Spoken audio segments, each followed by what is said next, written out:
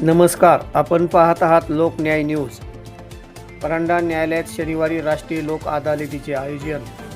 परांडा पंचायत समितीच्या नूतन सभापती अर्चना अण्णासाहेब जाधव यांनी उपमुख्यमंत्री एकनाथ शिंदे व परांडा बहुवार्षी मतदारसंघाचे आमदार तथा माजी मंत्री प्राध्यापक डॉक्टर तानाजीराव सावंत यांची घेतली भेट।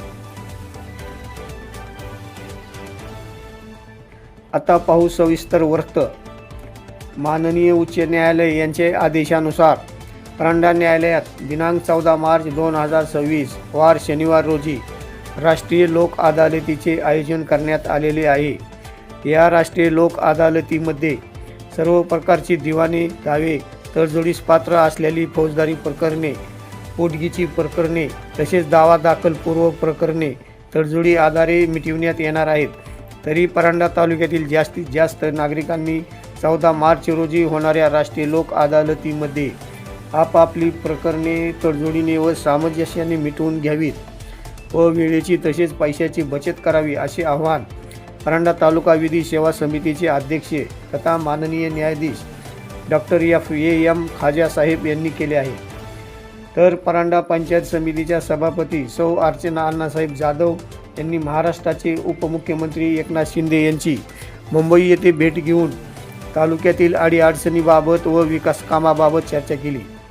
यावेळी त्यांच्यासोबत शिवसेना धाराशिव जिल्हा प्रमुख दत्ता साळुंके, रामचंद्र घोगरे, नवनाथ आप्पा जगताप, शिवसेना तालुका प्रमुख अण्णासाहेब जाधव, युवा सेना तालुका प्रमुख राहुल डोके, मेघराज पाटील उपस्थित होते। तसेच सभापती अर्चना जाधव व उपसभापती परसू गावारे यांनी आमदार तानाजीराव सावंत यांचीही भेट घेतली।